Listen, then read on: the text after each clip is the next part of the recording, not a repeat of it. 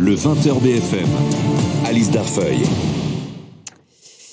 Il est 20h29, vous êtes dans le 20h BFM et ce soir nous avons le plaisir d'accueillir Bernard-Henri Lévy. Bonsoir. Bonsoir. Bienvenue dans cette émission, nous allons écouter attentivement ensemble l'enquête du 20h BFM. Nelson Géten, bonsoir. Bonsoir. Une élection présidentielle annulée pour cause d'ingérence russe sur les réseaux sociaux. C'est ce qui s'est passé en Roumanie et le pays a organisé aujourd'hui son deuxième premier tour. On a quelques résultats qui nous parviennent déjà, on en parlera dans un instant. Ça paraît fou, mais les autorités s'inquiètent qu'un tel événement puisse arriver en France en 2027. Oui, 2 députés, un LFI et un Renaissance, Antoine Léaumont et Thomas Cazenave, dirigent une commission d'enquête sur l'organisation de la présidentielle de 2027. Ils ont auditionné pour la première fois les représentants en France de tous les réseaux sociaux, X, Facebook, Insta ou encore TikTok, tous en même temps. L'idée, c'était de connaître les risques d'une manipulation de l'élection sur les plateformes d'élection de 2027. Et est-ce que les députés ont été rassurés ? Pas vraiment. L'un des moments les plus tendus, ça a été l'échange avec les représentants de TikTok. En Roumanie, la présidentielle a été annulée à la suite d'une manipulation sur ce réseau social-là. On a créé une sorte de task force entre les équipes de Viginum et nos experts en interne. Je veux dire que vous travaillez bien avec Viginum me semble être un très bon point, mais quand même, je veux dire, c'est l'annulation d'une élection présidentielle dans un pays européen. Donc, et comment on en est arrivé là ? Mais aujourd'hui, je ne suis pas en mesure de vous apporter des précisions sur les mécanismes utilisés en Roumanie. Bien, donc nous y reviendrons parce que je pense que c'est un point fondamental parce que c'est un, comme on dit, c'est un cas d'usage. Un cas d'usage, je précise que Viginum est l'organisme de vigilance contre les ingérences numériques en France. Concrètement, quelle forme ça peut prendre et à quoi il faut se préparer en France ? Il y a 4 stratégies numériques d'ingérence imaginées par les puissances malveillantes. La première, c'est la polarisation du débat. En gros, envenimer en poussant un sujet de société sur les réseaux sociaux. La décrédibilisation du processus électoral, faire dire que l'élection est truquée. L'alimentation de la défiance à l'égard des médias traditionnels, tous des fake news, ou encore la détérioration de la réputation d'un candidat, ruiner l'image d'un candidat via des fausses informations. Mais comment elles sont mises en place, ces stratégies ? Avant de recevoir les plateformes, la commission avait reçu le patron de Viginum qui leur a détaillé certains des modes opératoires. Le premier mode opératoire, c'est l'amplification d'un narratif trompeur au travers de faux comptes, des bots, des trolls, qu'on appelle des comptes inauthentiques. Deuxième mode opératoire, c'est la diffusion d'images générées par l'intelligence artificielle. Le troisième mode opératoire, c'est la décontextualisation de vidéos ou d'images pour dénigrer un candidat ou dénigrer une politique publique. Bon, et de quelles puissances étrangères parle-t-on ? Avec Hugo Dorsemen, on a posé la question à Nathalie Loiseau, députée européenne et présidente d'une commission de lutte contre les ingérences étrangères au Parlement européen. Et vous allez voir que non, il n'y a pas que les Russes. Alors, la Russie est loin devant dans les ingérences et dans la tentative de déstabiliser les démocraties, de les déglinguer, pour dire les choses. Leur pays cible numéro 1, c'est l'Ukraine, et ils sont passés à une vraie guerre, juste derrière, dans l'ordre des pays les plus ciblés, et à la France. Est-ce que l'élection de Donald Trump a changé quelque chose ? Est-ce qu'on peut considérer que les Américains font de l'ingérence aussi en Europe et pourraient en faire en France ? L'administration américaine a arrêté tout effort de lutte contre la désinformation russe. Ça en dit très long. Ça veut dire qu'il y a cette espèce d'international réactionnaire. Musk, Trump et Poutine sont d'accord sur une chose, c'est qu'ils veulent nous faire changer de modèle de société et de modèle de démocratie. Lorsque la gauche radicale ne peut pas gagner par le vote démocratique, elle abuse du système judiciaire pour emprisonner ses opposants.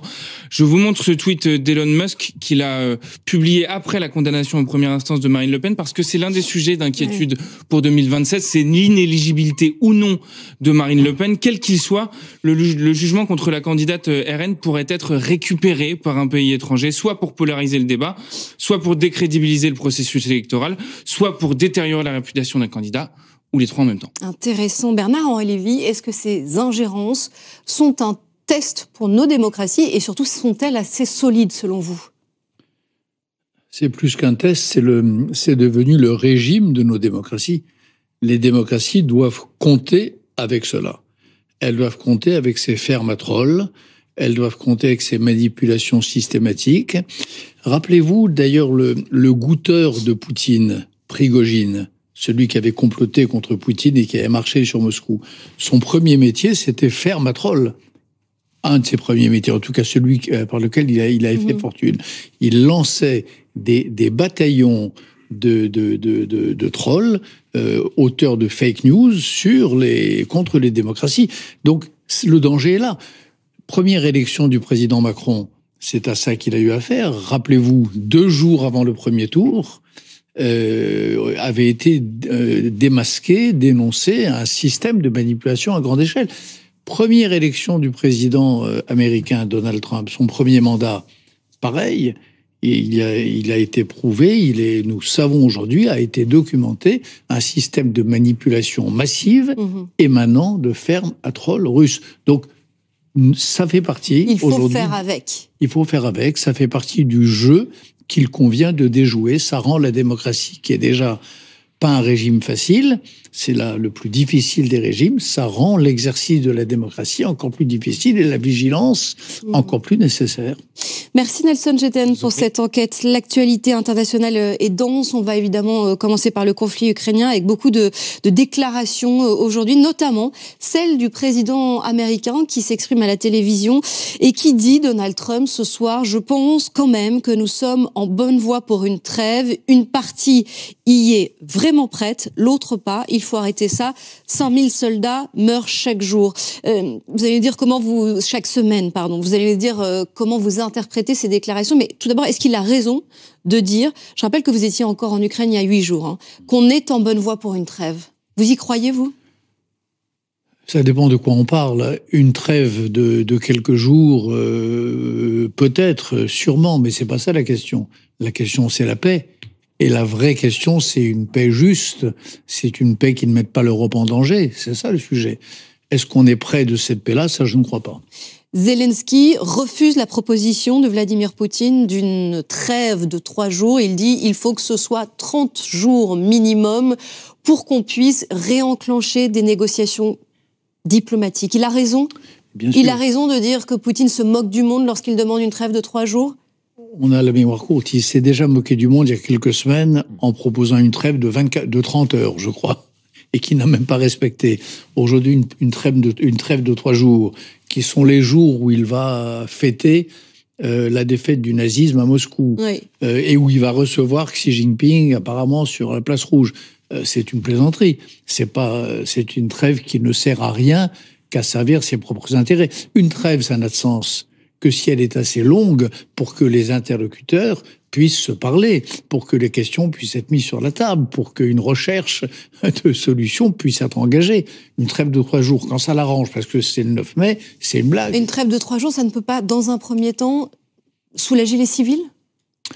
Je crois pas. Vous savez, les civils, ça fait 3 ans et plus qu'ils reçoivent des bombes sur la tête, que les villes, que les immeubles sont détruits, ils sont brisés en 2 par des missiles, que Soumy, moi j'étais à Soumy, et avant j'étais à Pokrovsk, qui sont 2 des villes les plus exposées de la ligne de front. J'en ai rapporté, j'ai documenté ce qui s'y passe, vous le verrez bientôt. C'est atroce. C'est invivable, et c'est pas une trêve de 3 jours, ni une trêve tout court d'ailleurs qui changera quoi que ce soit. Bien sûr que non. Lorsque le président américain, parce qu'il faut insister là-dessus, dit on est en bonne voie pour une trêve, une partie y est vraiment prête, l'autre non. Est-ce que selon vous, désormais, et notamment après son entrevue au Vatican avec le président Zelensky, il est clair dans sa tête que la partie qui est prête est la partie ukrainienne et la partie qui n'en veut pas et la partie russe? Parce que si c'est désormais clair dans sa tête, c'est quand même quelque chose. Honnêtement, je ne sais pas ce qui est clair dans la tête du président Trump. Et moi-même, d'ailleurs, je vois... Mais est-ce que vous parleriez d'un rapprochement, tout de même, du président américain vers les Ukrainiens, notamment après cet accord sur les minerais?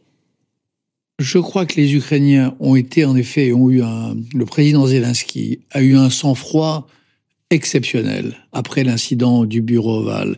Il n'a cessé de tenter de convaincre, et il est peut-être parvenu. Mais pour que nous soyons sûrs, vous et moi, que le président Zelensky a réussi à convaincre Trump, il faudrait que Trump nous dise clairement que c'est la Russie qui est l'agresseur dans cette guerre atroce, que l'Ukraine n'y est pour rien, qu'il n'y a pas eu de complot otanien ou européen qui a précipité... Bref, il faudrait que Trump rompe avec le narratif russe qu'il a fait sien depuis des années. Ce jour-là, en effet, on pourrait dire que Trump a fait un progrès en direction de l'Ukraine, en direction des valeurs de liberté dont il devrait être en principe le défenseur. Mais c'est ce jour-là seulement.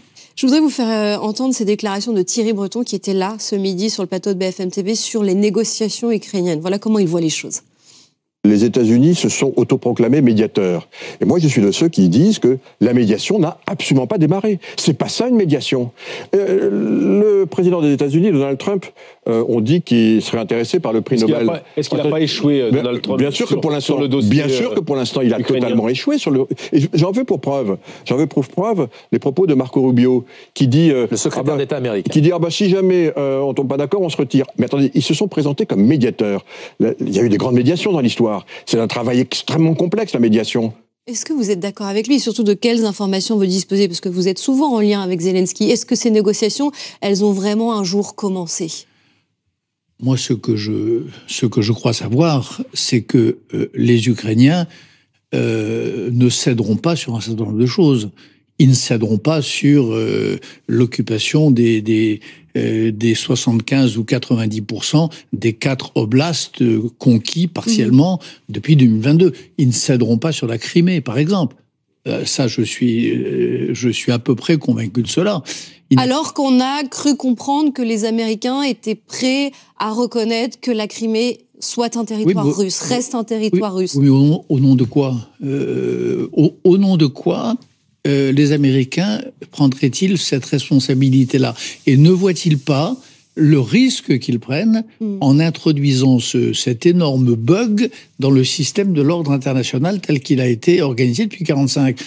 On ne peut pas accepter, dans le monde d'après 1945, qu'un territoire comme la Crimée soit pris de vive force, en violation avec toutes les lois internationales, par un État tyrannique. C'est pas possible. Pour vous, ils ne céderont pas. Pour eux, c'est une ligne rouge. En même temps, sur l'accord sur les minerais, ils ont fini par dire oui. Alors certes, c'est un accord qui est plus avantageux pour eux, mais pourra-t-on dès lors reprocher, par exemple, à la Chine d'aller se fournir en semi-conducteurs à Taïwan, alors que les Américains vont aller se servir en Ukraine ? Et là, c'est pas la même chose. Le premier accord, celui que Trump, et j'ai regardé cette question d'assez près, celui que Trump voulait imposer à Zelensky le jour de la fameuse visite au bureau ovale, c'était un accord comprador, c'était un accord impérialiste, c'était un accord d'appropriation.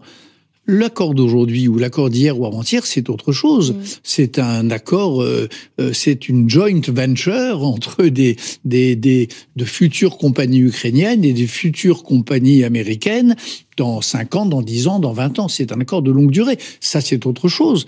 Qu'il y ait une coopération entre des pays souverains, qui l'un apporte ses ressources et qui l'autre apporte sa technologie, et parfois peut-être l'inverse, ça c'est légitime. Mais ça ne veut pas dire qu'on va se servir. Là, les Américains ne vont pas se servir dans le Donbass. Et ils ne donnent aucune permission aux Chinois de les servir à Taïwan. Donc ça ne vous effraie pas, cet accord. Vous avez fait référence la venue... Non, parce que Zelensky l'a bien négocié. Ça fait des semaines qu'il a été, je dois dire, et vraiment il y a des moments où comme tous les amis de l'Ukraine, je tremblais. Je pensais qu'il prenait des risques énorme, mais sa main n'a pas tremblé. Il n'a accepté de le signer que lorsqu'il s'est senti en mesure de présenter sans rougir ce traité à son peuple, ce traité commercial. Et vous dites, la Crimée, ça reste une ligne rouge pour les Ukrainiens. Vous y avez fait référence aussi, la venue de Xi Jinping en Russie à l'occasion des commémorations du 9 mai. Aux côtés de Poutine, c'est quoi ce qui se profile? Une réponse à ce face-à-face entre Zelensky et Trump? Ça veut dire qu'on va avoir une photo de Poutine et Xi Jinping côte à côte. Qu'est-ce que ça raconte, cette venue? Ça raconte l'international des brutes. C'est la loi du plus fort. L'international des brutes, Poutine, Xi Jinping, il manque peut-être Kim Jong-un, et on aura une pensée émue peut-être pour Erdogan. C'est ça que ça veut dire. Ça veut dire ceux qui, dans le monde d'aujourd'hui, croient à la loi du plus fort, croient que le monde peut redevenir une jungle. La démocratie et l'ordre établi par les anglo-saxons après 1945, qui ont donné la grammaire de l'ordre nouveau, c'était un ordre fondé sur le droit, fondé sur le commerce peut-être, mais le commerce équitable. Là aujourd'hui, on est en train de revenir à la jungle. C'est ça que vont se... Est-ce que le droit international a toujours vocation à régir les relations internationales au vu des événements auxquels on assiste là? Je crois qu'il faut tout faire pour que ce soit le cas. Moi, personnellement, il y a 2 règles. Premièrement, en effet, le droit international, et deuxièmement, défendre la démocratie contre la tyrannie, contre les totalitaires, contre les extrémistes. Voilà. Mais le droit international, il est imparfait, bien sûr, comme toutes les choses humaines, mais il faut s'y accrocher comme à un recours possible contre la barbarie toujours possible. Et lorsque Zelensky dit qu'il ne pourra pas garantir la sécurité des dirigeants internationaux présents le 9 mai à Moscou pour les célébrations, qu'est-ce que ça veut dire? Ça veut dire qu'une guerre lui a été imposée, qu'il ne l'a pas voulu en aucune manière, qu'il n'y était d'ailleurs pas prêt, qu'il est obligé de la livrer et qu'il la livre, hélas, comme on livre les guerres, c'est-à-dire en se laissant la possibilité d'incursion militaire ou de tir en territoire russe. Voilà. Et notamment à cette occasion, s'il le faut. À cette occasion ou à d'autres. Vous savez, quand on a affaire à une guerre de cette ampleur, à une guerre totale, dont le but est d'anéantir l'adversaire. C'est pas si fréquent, les guerres totales. Mais c'est ça, la guerre de la Russie contre l'Ukraine. C'est pas une guerre qui veut conquérir un morceau du Donbass. C'est une guerre dont le propos est d'anéantir la nation ukrainienne et de faire que l'Ukraine n'existe plus parce qu'elle n'aurait jamais dû exister. C'est ça le narratif russe. Quand on a affaire à ça, hélas, même quand on n'est pas un homme de guerre, même quand on est un comédien... Précisément, c'était ma question. Vous qui le connaissez bien, est-ce que, sincèrement, vous avez le sentiment qu'au vu des événements, il est clairement aujourd'hui devenu un homme de guerre et qu'il s'est même endurci? Il n'est pas devenu... Vous savez, il y a une très belle phrase d'André Malraux que j'aime beaucoup, où il dit, je crois que c'est dans un petit mémoire, que rien ne lui semble plus respectable au monde que les hommes ou les femmes qui font la guerre sans l'aimer et qui néanmoins la gagnent. Ça s'applique à Zelensky. Il fait la guerre sans l'aimer et il est peut-être en train de la gagner. Il est en train de la gagner parce qu'il est subtil, parce qu'il est respecté par ses troupes, parce qu'il a son peuple derrière lui. Voilà. Alors c'est pas un chef de guerre, ça. Il y a des cas. J'ai connu autrefois le président bosniaque Alija Izetbegovic, qui était un homme de droit, qui était un lettré. Il aimait pas la guerre. Il l'a faite et il l'a gagnée contre les barbares serbes. Je me souviens le commandant Massoud. C'était un lettré, il n'aimait que la poésie persane. Mais il a été contraint à la guerre par les talibans et les pré-talibans, Gulbuddin Akhmatyan. Il l'a faite sans l'aimer et il l'a gagnée. Et peut-être d'ailleurs que la victoire, elle va plus volontiers à ceux qui font la guerre sans l'aimer. Pas la guerre. Oui, et qui intéressant la comparaison avec... Et c'est le cas du président Zelensky. Et c'est une des choses que je trouve admirable en lui et admirable dans son entourage. Il n'est pas le seul. Quelques-uns de ceux qui l'entourent, André Yermak, que vous avez reçu, je crois, sur ce plateau, ce sont des hommes qui ne sont pas taillés pour le rôle, qui n'ont pas été faits pour ça, qui ne sont pas allés à l'école de la guerre, qui ne font pas partie de l'international des brutes. Quoi qu'il arrive. Quand elle leur tombe dessus, eh ben, ils se hissent à la hauteur de leur destin et ils le font. Et il y a là quelque chose qui serre le cœur, mais qui ne manque pas de grandeur. Je ne sais pas si vous allez en dire autant de l'homme que nous allons voir ici en photo, et je ne sais pas si vous avez vu cette photo qui circule beaucoup sur les réseaux sociaux. Je crois que vous n'allez pas beaucoup sur les réseaux sociaux, Bernard-Henri Lévy. Cette photo, montage donc du président américain grimé en personnage de Star Wars avec un sabre laser et non pas une épée, comme j'ai dit tout à l'heure. C'est pas du tout le terme approprié. Ce sabre laser rouge qui symbolise quand même le côté obscur de la force. C'est la Maison Blanche elle-même qui a publié cette photo. Qu'est-ce que ça dit, selon vous, de la communication actuelle de ce qui reste quand même une institution? Que cette communication est devenue totalement erratique, que cet homme peut-être perdu la raison. Moi, il y a une autre image qui m'a... Je suis sur les réseaux sociaux. Si, j'ai un compte Twitter, j'ai tout ça. Enfin, je pensais que ça vous ennuyait. Oui, ça m'ennuie, mais j'ai quand même, parce que ça fait partie de la, vous savez, il faut passer de par la là. manière moderne de mener la guerre des idées. Donc, il y a une photo que j'ai vue qui m'a plus choqué que celle-là. C'est celle où il s'est déguisé en pape. Oui. Honnêtement, en période de deuil, oh là là. Les cendres, voilà. Les cendres, moi je suis pas catholique, c'est pas un secret, mais enfin tout de même, les cendres de François sont encore chaudes. Les cardinaux sont encore en conclave.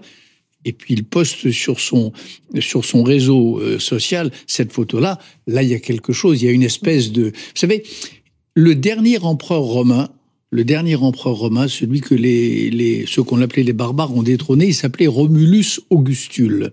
Romulus comme le fondateur de Rome, et Augustule comme le nom de la splendeur romaine.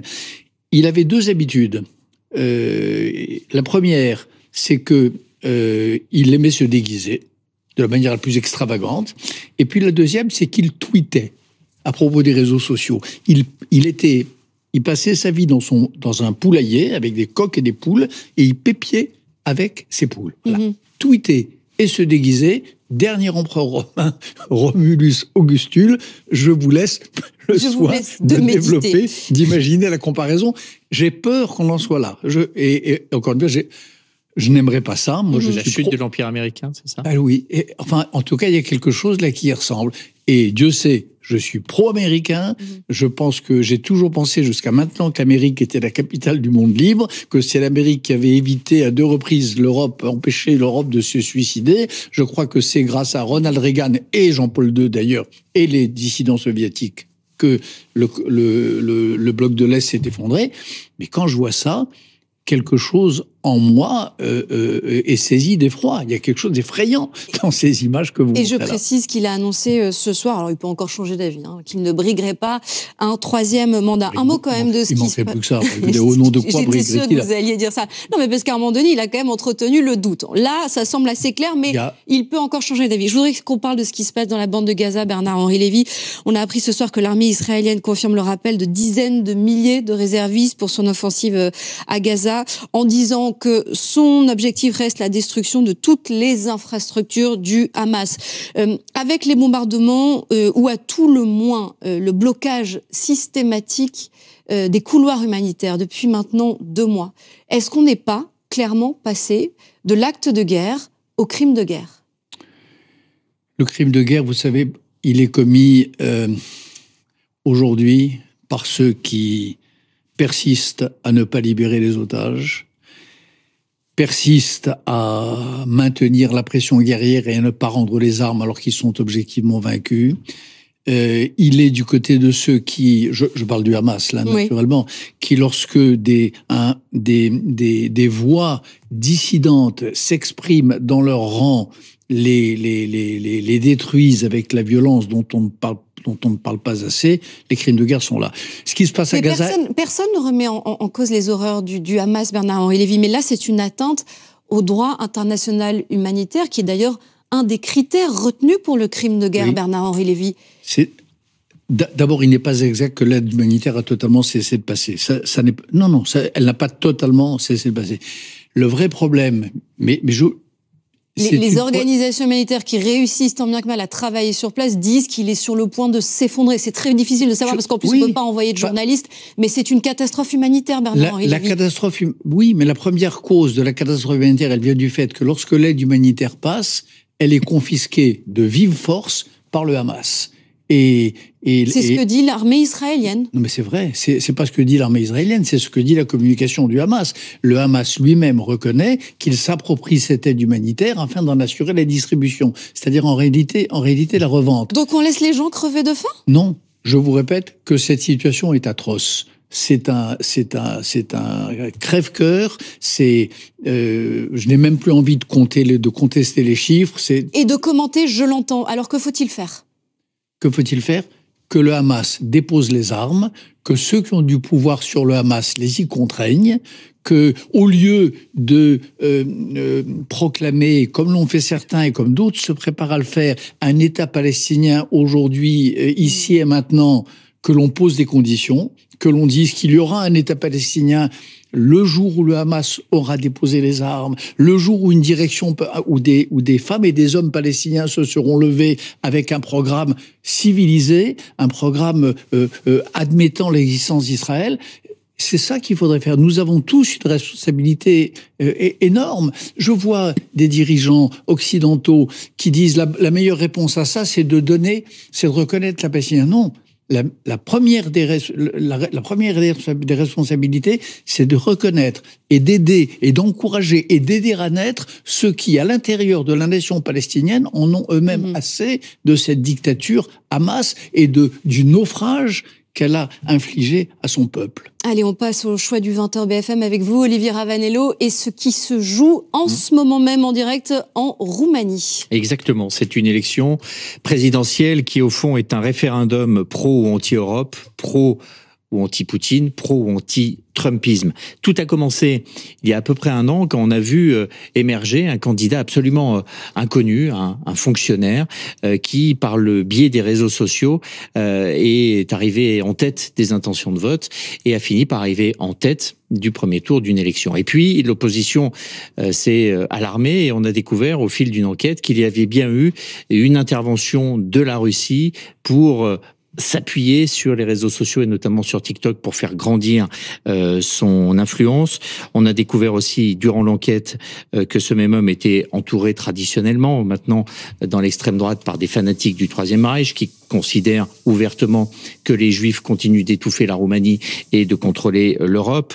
On y trouve des gens qui ont une chaîne YouTube qui prônent le retour aux valeurs chrétiennes de la Roumanie, au rejet du wokisme, au masculinisme, enfin tout ce que vous avez déjà identifié. Et puis la police aussi qui a quand même trouvé sous des lames de plancher 3 millions des armes détenues par l'homme de main de cet homme-là. Cette élection a donc été annulée par la Cour constitutionnelle en 2024. Et ce que l'on vit ce soir, eh bien, c'est une nouvelle élection. Et l'information du soir, c'est que l'extrême droite est largement en tête de ce premier tour de la présidentielle. Qu'est-ce qui peut se passer? Avec cet homme qui s'appelle George Simeon, il est déjà clairement identifié à la tête d'un parti d'extrême droite, favori des sondages, et il arrive ce soir avec plus de 30% des suffrages. Exactement, largement en tête devant deux autres candidats. Le premier étant un candidat favorable à l'Union européenne, le deuxième étant le maire de Bucarest, indépendant, assez original dans le parcours, un mathématicien, et c'est sans doute lui qui va faire basculer l'élection lors du deuxième tour.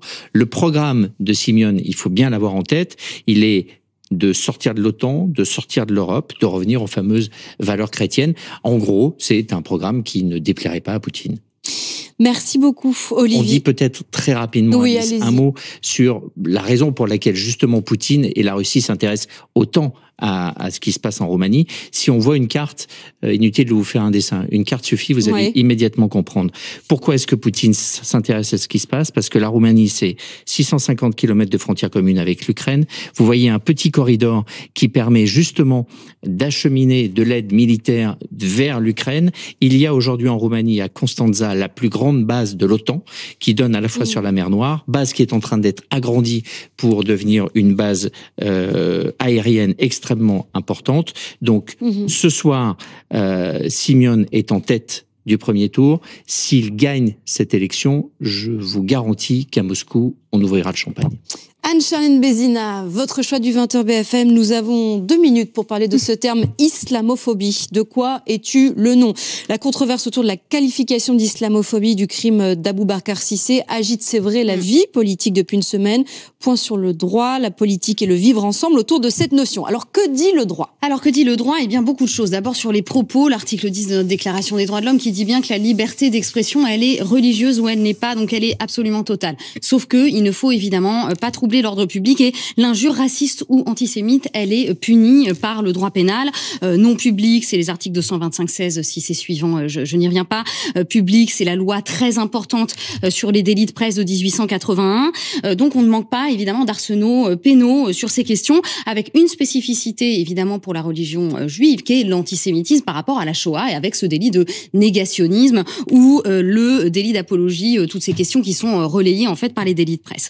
La seule chose qu'il faut avoir en tête, c'est que ça n'interdit pas un discours sur la religion, voire même une critique sur la religion, et en ce sens, la France, elle est complètement alignée aussi sur la jurisprudence de la Cour européenne des droits de l'homme. Il n'y a pas de délit de blasphème.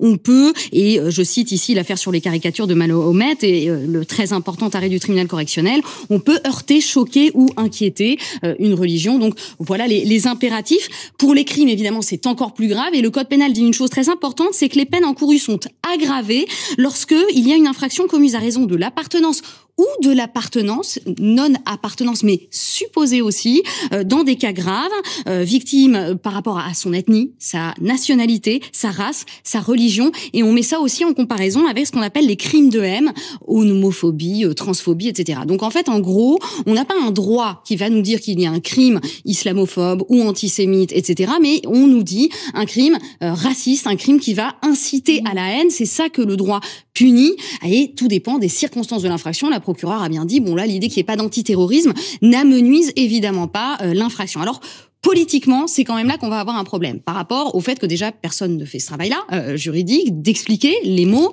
et puis parce que la France insoumise a ensuite estimé que l'islamophobie pourrait, dans ce cadre-là, être une islamophobie d'État. Donc au fond, on se rend compte que l'adoption de ce terme, François Bayrou dit, en tant que citoyen, il faut poser les mots sur les réalités, mais Bruno Retailleau, ministre de l'Intérieur, lui répond, au fond, employer l'islamophobie, ça peut aussi avoir un effet de maximisation, parce que on ne pourrait plus critiquer une religion. Alors ce qu'il faut dire, c'est qu'au fond, lutter contre le fanatisme religieux, ce n'est pas lutter contre les religions, que ce qui blesse beaucoup, et que le crime ici, c'est la simplification, c'est le vide, au fond, autour de tous ces termes qui sont utilisés, qui incitent à la haine. Je rappelle quand même les termes de Gérard Collomb quand il a quitté le ministère de l'Intérieur, en disant « on risque d'avoir une France l'un contre l'autre ». Donc, n'oublions pas le poids des mots, le poids du droit, l'empathie nécessaire à toutes ces questions, et le risque aussi du vote confessionnel. Et c'est pour ça que c'était très important d'y revenir avec vous ce soir. Merci à tous les deux, et merci à vous, Bernard-Henri Lévy, d'avoir été notre invité ce soir.